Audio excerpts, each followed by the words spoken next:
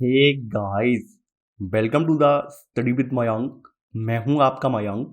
आज हम लोग टेस्ट 47 के अंतर्गत यूपीएससी प्रीलिम से संबंधित पर्यावरण एवं पारिस्थितिक के प्रश्नों को देखेंगे। तो चलिए स्टार्ट करते हैं आज का वीडियो। देखते हैं मैं क्या क्या डिस्कस करना है यहाँ पर। आज का पहला प्रश्न है, इको मार्क के संदर्भ में निम्नलिखित कथनों पर विचार कीजिए।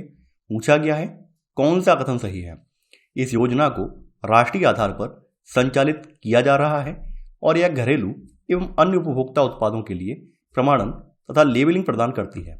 इको मार्क को भारतीय मानक ब्यूरो द्वारा प्रशासित किया जाता है। देखिए, आपका पहला वाला कथन सही है। यह योजना राष्ट्रीय स्तर पर संचालित है। यह उन घरेलू और अन्य उपभोक्ता उत्पादों के लिए प्रमाणन और लेबलिंग प्रदान करती है जो उत्पाद के लिए प्रासंगिक भारतीय मानकों में निर्धारित गुणवत्ता आवश्यकताओं के साथ कुछ पर्यावरणीय मानदंडों को पूरा करते हैं।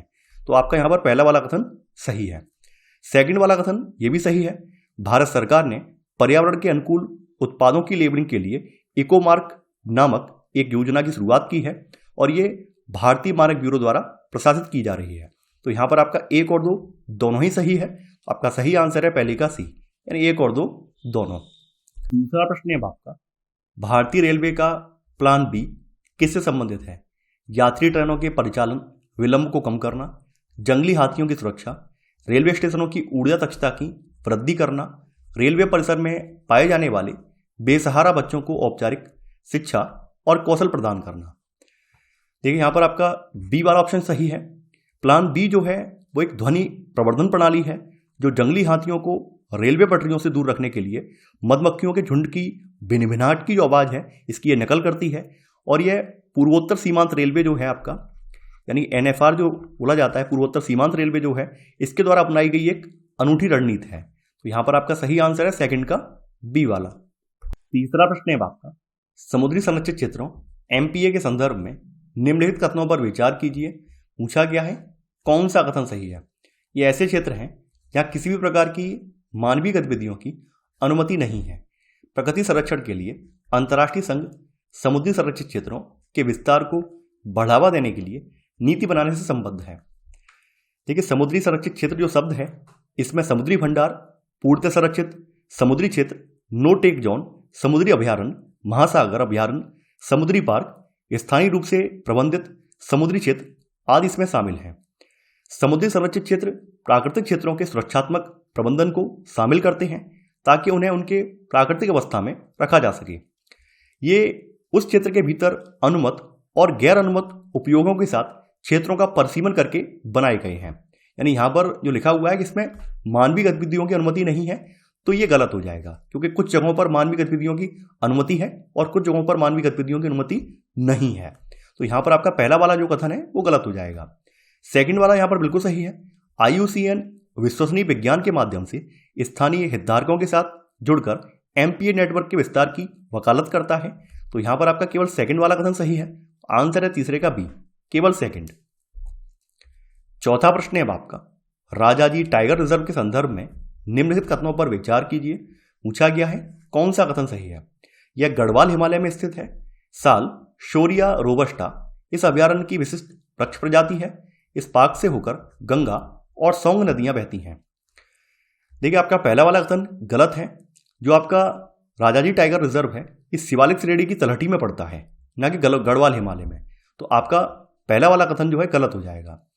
आपका सेकंड वाला कथन यहाँ पर ये जो है, यानी साल या शोरिया रोबस्टा इस अभयारण्य की विशिष्ट वृक्ष प्रजाति है। तो यहाँ पर आपका सेकंड वाला जो कथन है ये सही है। तीसरा वाला जो कथन है यहाँ पर बोला गया है कि यहाँ पर इस पार्क से होकर गंगा और सौंग नदियाँ बहती हैं, ये भी सही है। इन गंगा और सौंग नदियाँ इससे होकर बहती हैं। देखिए, सन 2015 में देश के 48वें टाइगर रिजर्व के रूप में इसको टाइगर रिजर्व घोषित किया गया था। तो यहाँ पर आपके 2 और 3 कथन सही हैं। तो आपका सही आंसर है यहाँ पर चौथे का बी, केवल 2 और 3। पांचवा प्रश्न है आपका, कैंपा क्षतिपूरक वनीकरण कोष प्रबंधन एवं योजना प्राधिकरण के संदर्भ में निम्नलिखित कथनों पर विचार कीजिए। पूछा गया है कौन सा कथन सही है। इसे वनोन्मूलन की क्षतिपूर्ति के लिए वर्ष 2001 में पर्यावरण, वन एवं जलवायु परिवर्तन मंत्रालय द्वारा बनाया गया था। कैंपा के तहत कोष या निधि का उपयोग केवल वनीकरण के लिए किया जाता है। देखिए कैंपा, ये वाला जो कैंपा है, इसकी फुल फॉर्म है compensatory afforestation fund management and planning authority, इसको शॉर्ट में कैंपा के नाम से जाना जाता है। तो इसे वनोन्मूलन की क्षतिपूर्ति के लिए वर्ष 2001 में नहीं बल्कि वर्ष 2002 में पर्यावरण, वन एवं जलवायु परिवर्तन मंत्रालय द्वारा बनाया गया था। आपका पहला वाला कथन यहाँ पर गलत हो जाएगा।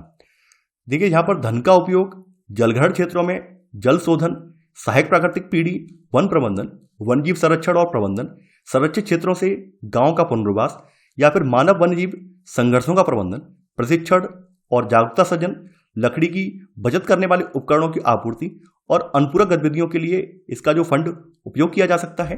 तो यहाँ पर आपका सेकंड वाला जो कथन है ये गलत हो जाएगा, क्योंकि यहाँ पे लिखा हुआ है कैंपा के तहत कोष या निधि का उपयोग केवल वनीकरण के लिए किया जाता है, जो कि गलत है।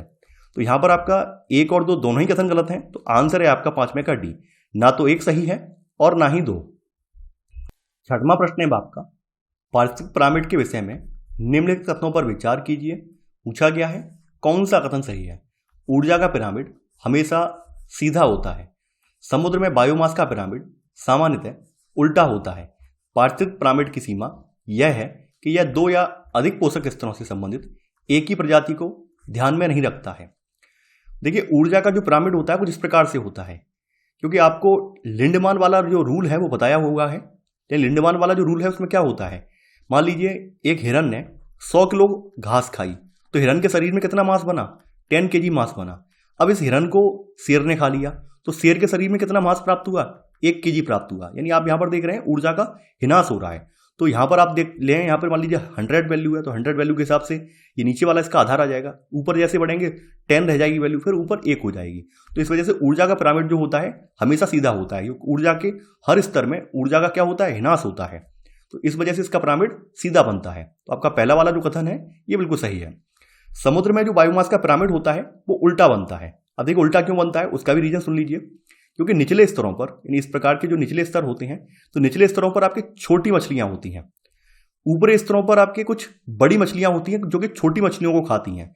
और सबसे बड़े स्तर पर यहाँ पर आप पहुंचेंगे तो यहाँ पर व्हेल है, यानी जो आपकी ब्लू व्हेल है, शार्क वगैरह हैं, जो बहुत बड़ी बड़ी मछलियां हैं जो कि बाद बाकी मछलियों का शिकार करती हैं, वो मछलियां पाई जाती हैं। और इनकी संख्या जो होती है बहुत कम होती है, यानी इनकी संख्या निचले स्तर पर जो मछलियां होती हैं उनकी तुलना में काफी कम होती है। इसलिए समुद्र में जो बायोमास का पिरामिड होता है वो सामान्यतः उल्टा बनता है। तो यहाँ पर आपका सेकंड वाला जो कथन है ये बिल्कुल सही है, यानी समुद्र में बायोमास का पिरामिड आमतौर पर उल्टा होता है क्योंकि मछलियों का बायोमास फाइटोप्लैंक्टन से अधिक होता है। तीसरा वाला जो कथन है यहाँ पर ये भी सही है। पारिस्थितिक पिरामिड की कुछ सीमाएं हैं, जैसे कि यह एक ही प्रजाति के 2 या 2 से अधिक पोषक स्तरों को ध्यान में नहीं रखता है। तो यहाँ पर आपका तीसरा वाला कथन भी सही है। यहाँ पर आपका 1, 2 और 3 तीनों ही कथन सही है। आपका सही आंसर है 6वें का ए, 1, 2 और 3। 7वां प्रश्न है आपका, निम्नलिखित कथनों पर विचार कीजिए। टॉरवॉल तेल के गहरे रंग के चिपचिपे गोले होते हैं जो कच्चे तेल के बनने पर बनते हैं। समुद्री वातावरण में कच्चे तेल के अपक्षय से टॉरवॉल बनते हैं। टॉरवॉल सिक्के के आकार के होते हैं और इनका वजन 2 किलो तक होता है। आपका पहला वाला कथन सही है। टॉरवॉल गहरे रंग के तेल के चिपचिपे गोले होते हैं जो तब बनते हैं जब कच्चा तेल समुद्र की सतह पर तैरता है। तो आपका पहला वाला जो कथन है ये सही है। यहां पर आपका सेकंड वाला कथन भी सही है।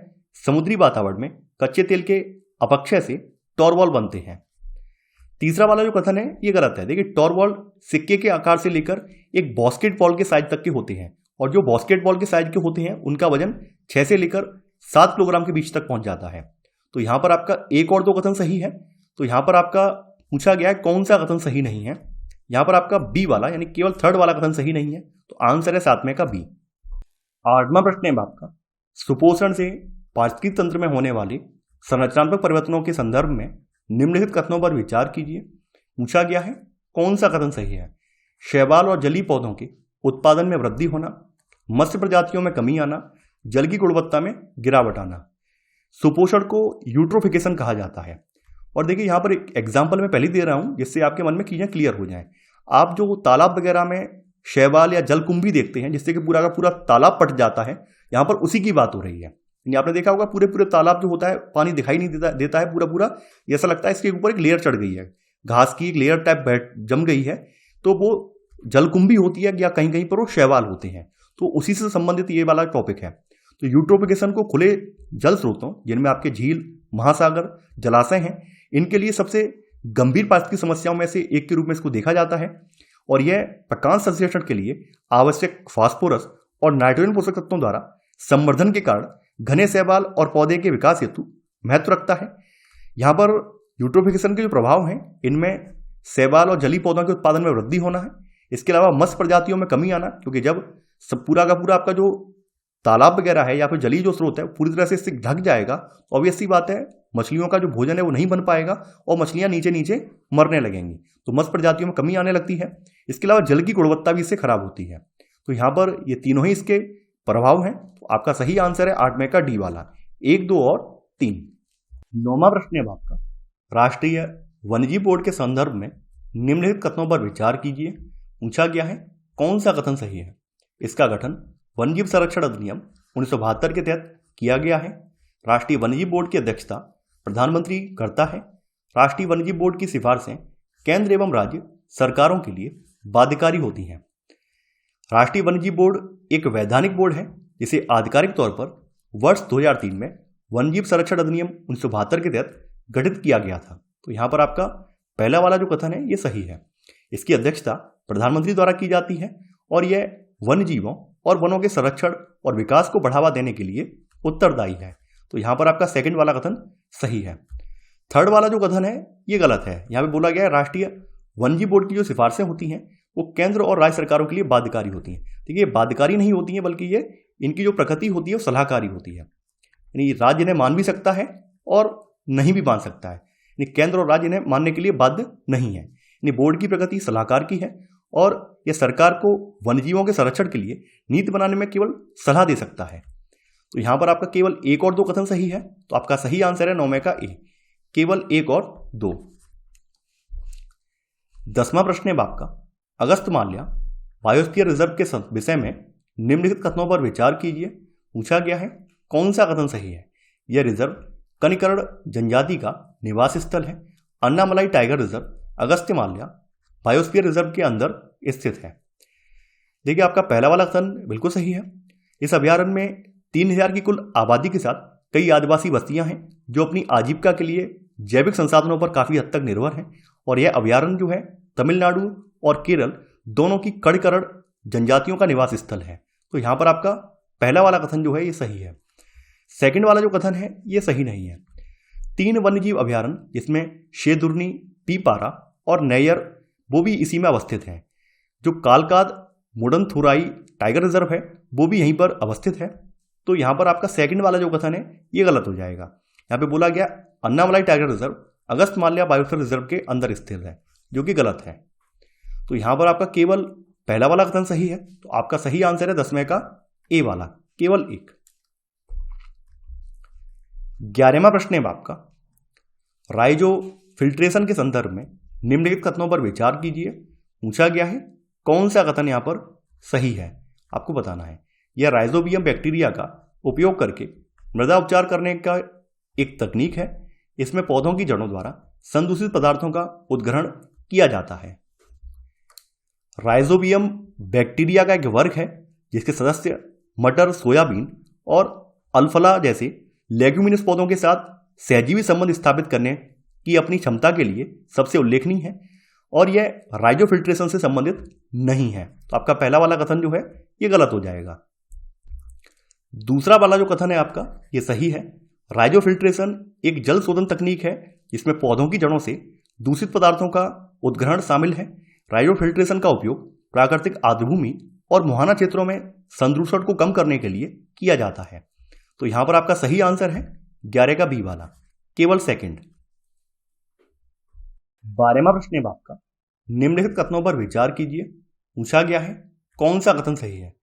फर्स्ट मूवर्स कोएलिशन अमेरिकी विदेश विभाग और विश्व आर्थिक मंच के बीच एक सार्वजनिक निजी भागीदारी है।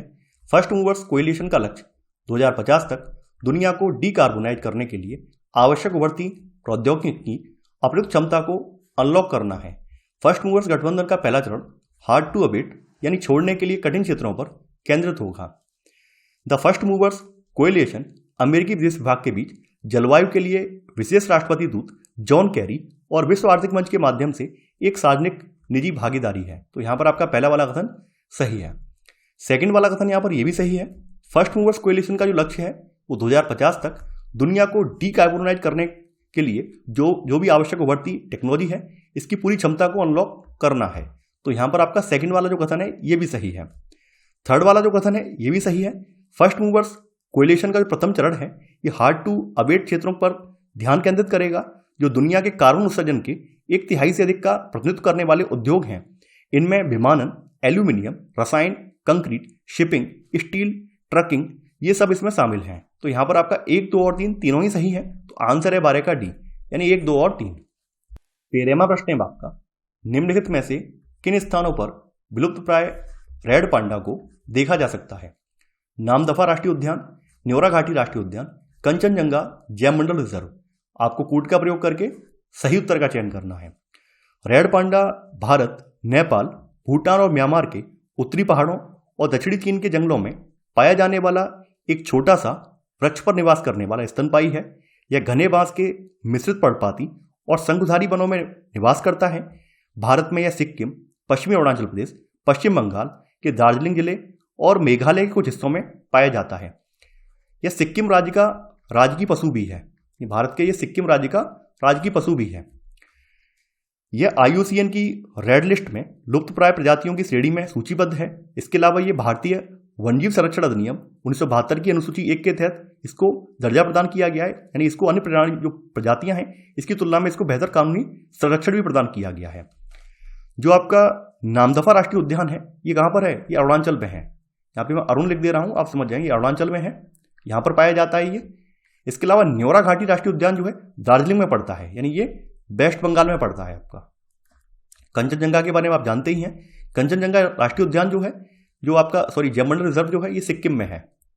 और इन तीनों जगह पर ये रेड पांडा आपका पाया जाता है। तो यहाँ पर आपका सही आंसर है आपका 1, 2 और 3। तो आंसर है 13 का बी, 1, 2 और 3। 14वां प्रश्न है आपका, शहरी क्षेत्रों में प्रकाश रासायनिक धूम कोहरा ये फोटोकेमिकल स्मॉग एक नियमित परिघटना बन गया है। निम्नलिखित में से कौन सा या कौन से पौधे फोटोकेमिकल स्मॉग को कम करने में सहायता कर सकते हैं? पाइनस, जूनिपेरस, पीपल। आपको कूट का प्रयोग करके सही उत्तर का चयन करना है। देखिए यहाँ पर कुछ पौधे हैं जिसमें आपका पाइनस है, जूनिपेरस है, क्वेरकस है, पायरस है, बिटरस है। ये नाइट्रोजन ऑक्साइड जो है नाइट्रोजन ऑक्साइड का उपापचय कर सकते हैं और ये जो है इसको कम करने में, फोटोकेमिकल स्मॉग को कम करने में सहायता कर सकते हैं।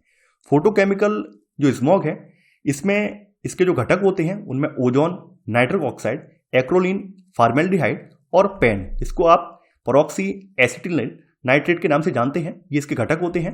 तो ये आपके पाइनस, जूनिपेरस और अभी मैंने क्वेरकस, पायरस, बिटिस बताए हैं, ये जो पौधे हैं ये इसके प्रभाव को कम करने में कारगर है। तो यहाँ पर आपका तीसरा वाला नहीं है, पीपल नहीं है इसमें। तो यहाँ पर आपका सही आंसर है 14 का सी वाला, केवल 1 और 2। 15वां प्रश्न है आपका, निम्नलिखित कथनों पर विचार कीजिए। पूछा गया है कौन सा कथन यहाँ पर सही है, ये आपको बताना है। दक्षिण एशिया में भारत में रामसर स्थलों की संख्या सबसे अधिक है। आसन संरक्षण केंद्र गंगा नदी पर स्थित एक रामसर स्थल है।